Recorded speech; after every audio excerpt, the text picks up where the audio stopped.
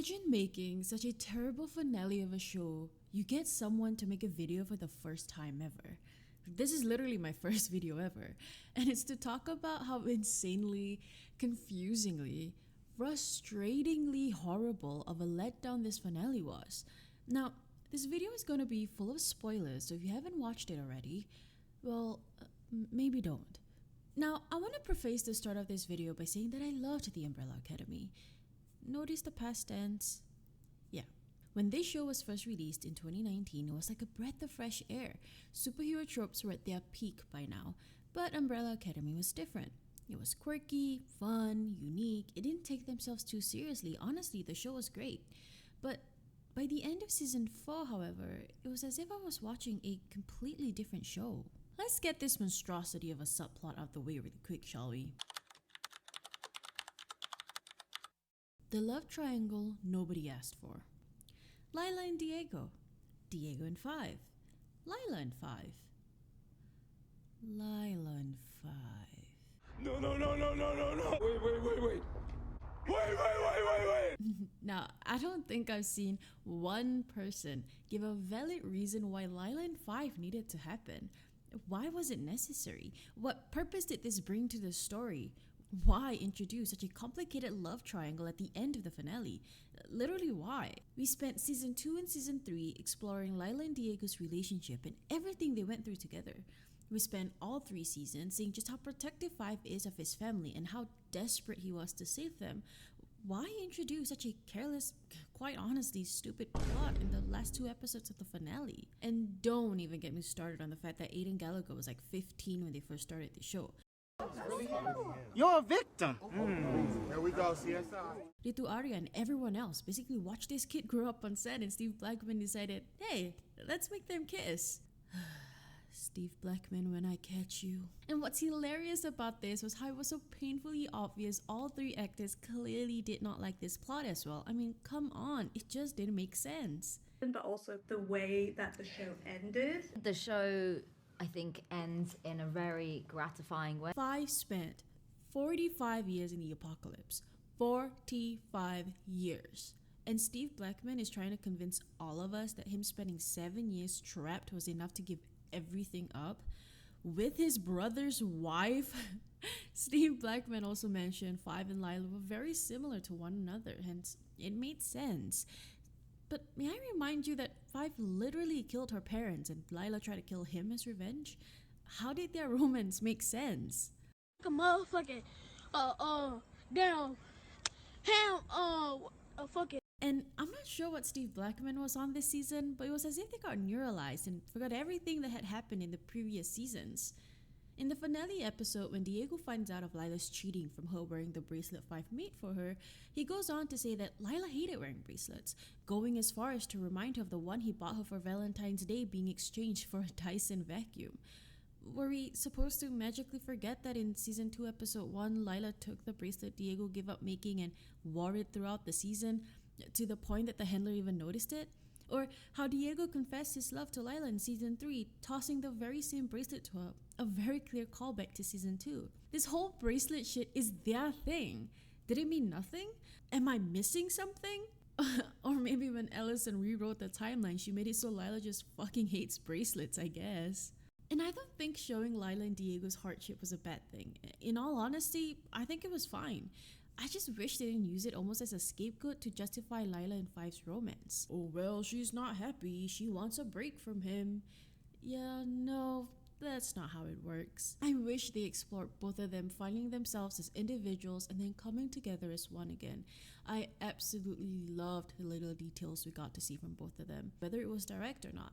Like when Diego called his in-laws and spoke in Punjabi instead of English, or how they named their child after Grace, the robotic mom, and Stanley, the kid in season 3. It felt like such a slap to the face when all of this meant absolutely nothing and the writers decided to throw it all out the window just to give 5 a love interest. On top of the already established relationship between Diego and Lila, 5 had his own arc. That's right, I'm talking about Dolores. But she's a mannequin. Okay, and? All jokes aside, we were able to watch how Five created a persona in his head and projected that onto a mannequin to cope with the fact that he was all alone with all of his loved ones dead. He became so infatuated with Dolores and having full-on conversations with her, though they were always one-sided. One of my favorite scenes of Five was when Luther threatened to throw Dolores out the window to get him to give up the gun he was going to use to kill an innocent man with. I can understand to a certain extent that Five's love interest only ever being an inanimate object may seem sad, but that's not the full reason why I felt Five didn't need a love interest, especially that love interest being Lila. Throughout the entire show, we've seen different timelines of Five trying to save the world, trying to save his family. This man was so passionate about timelines, so obsessed, that he created the Thames Commission to oversee and manage the space-time continuum. I don't know if it's just me, but at what point of Five's story did it ever seem like he needed a love interest?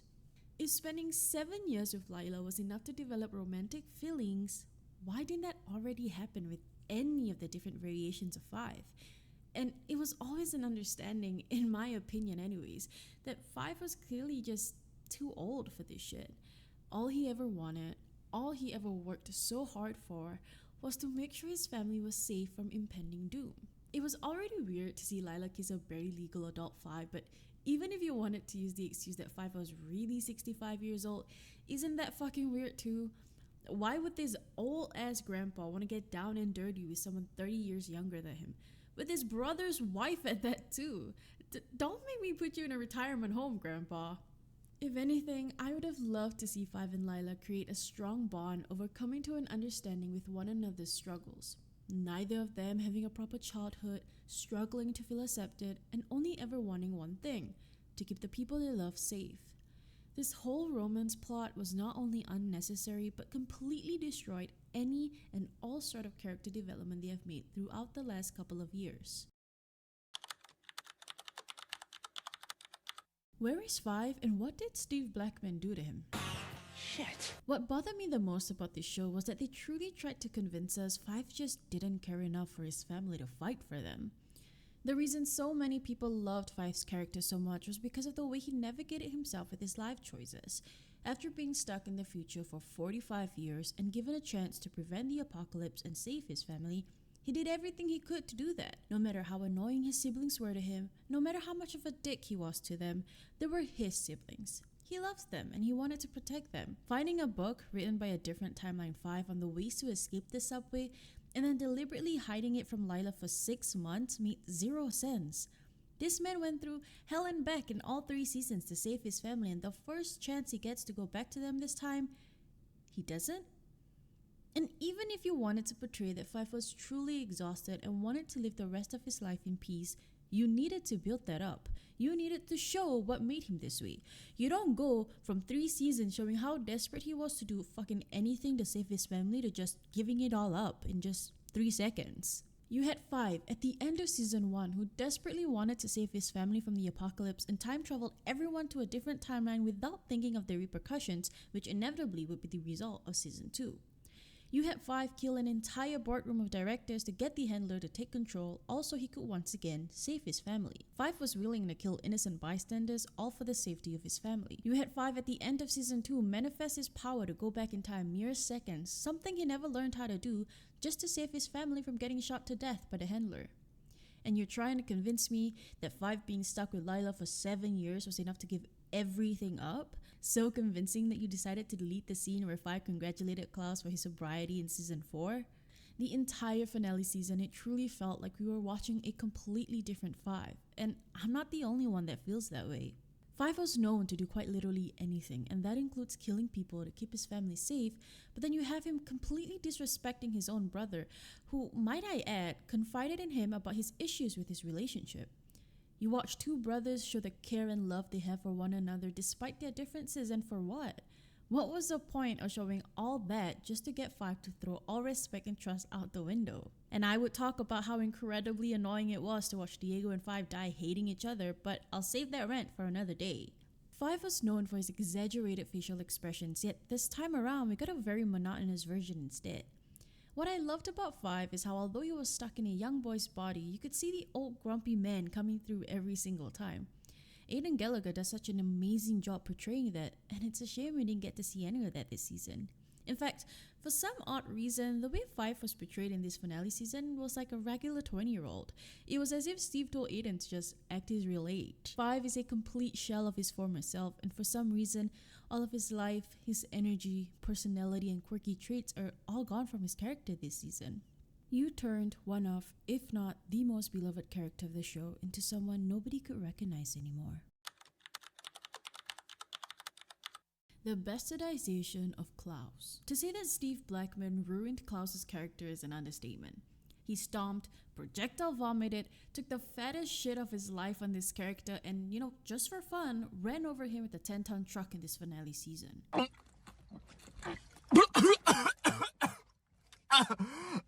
In the comics, Klaus was one of the most OP superheroes, but even if you want to solely focus on Klaus in the TV series alone, his powers were still pretty insane. He could summon ghosts to fight for him, and he was literally immortal. You see just a fraction of what his power is and what he can truly possess, no pun intended, at the beginning of Season 2. And then with everything he went through with Reginald in Season 3 sets him up perfectly for so much potential in the finale. Instead, we got germaphobe Klaus turned into a sex slave and stuck 6 feet under for the majority of the season. Everything that Klaus went through in the finale was quite literally redundant. It served zero purpose to the story. Are you guys catching on with where I'm going so far in this video and the similarities to every issue I have with this show? You could have deleted every scene Klaus was in and it still did not matter to the ending of the show. Speaking of deleted scenes, Netflix gave us a whole episode of Klaus stuck in a casket underground instead of the scene of his AA session where he finally accepted that he had issues with alcoholism and drug use. It was an emotional scene where you see him finally taking accountability and realizing that he doesn't need to be scared of life nor death. You see him coming to terms with everything he endured throughout his life and that despite everything, he is still loved. It ends with Ellison and Claire walking in to give him a reassuring hug. Netflix, why would you rob us of this scene? Of this closure?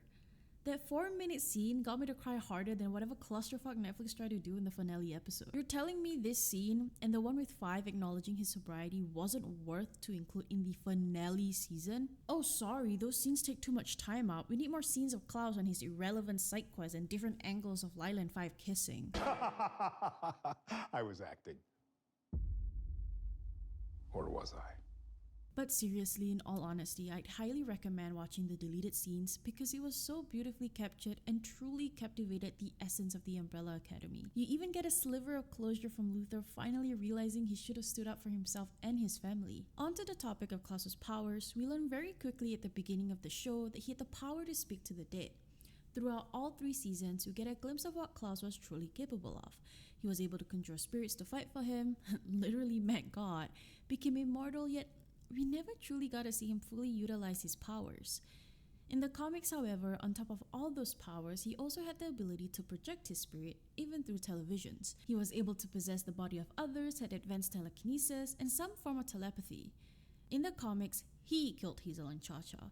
Klaus possesses Cha-Cha's body and uses him to kill Hazel. He then forces Cha-Cha to turn the gun on himself and kill the assassin. I also thought it was interesting that Klaus saved everyone from the first apocalypse in the comics by using telekinesis, just to give you guys a little glimpse of how strong Klaus actually was. I'll be honest, by the 3rd season I was getting impatient that Klaus was still struggling with his powers, but I also understood why it took him so long. After revealing that he was immortal, it opened so much potential to showcase how strong he truly was. I thought we would finally get that in the finale season. It didn't help that everyone got advanced powers after taking the marigold, whilst we never saw what it did with Klaus. Oh right, my bad, he can fly. I almost forgot since Netflix only decided to reveal that for 2 seconds in the finale episode. They could have done so much with the casket scenes as well. The only time we ever saw him actually use his powers was to summon Thunderbolt to get help, which by the way, didn't serve any useful purpose. Ellison and Claire were already there to save him. It would have been nice to watch Klaus use his powers considering he was at a literal graveyard, or even do something with immortality. Something Klaus spent the majority of season 3 figuring out. I don't think we'll ever find out why the show was so hell-bent on not fully utilizing Klaus and his powers and constantly pushed him to the shadows and only ever used him for measly side quests or to be the punching bag of the show. You could have removed every scene with Klaus this season and it wouldn't have mattered one single bit. You could have had Klaus appear at the very end with 0 powers and it wouldn't have mattered. Even in the pathetic fight scene with the clans, all Klaus did was fly out of danger. The saddest part of all this was the fact that the show could have gotten so creative with his powers since it played around the afterlife so much. We were truly robbed of such a unique and fun superhero. All in all, I think Netflix made a huge mistake cutting Klaus's scenes out because it gave a perfect way to close a chapter on his character, albeit not a satisfying one. We were left watching Klaus relapsing after being 3 years clean, going through so much shit alone and scared, never being able to say goodbye to Ben, never finding out how Ben died, and never getting his family to acknowledge his love for them. You took a character so strong, so unique, and refused to let him show even a fraction of his full potential. Alright, I'm gonna stop yapping about this show before I pop another blood vessel. I do intend on making a part 2 and expanding on more topics like the bajillion plot holes and the dumbing down of Reginald Hargreeves. Let me know what you guys think of the finale season, and I'll catch you guys later.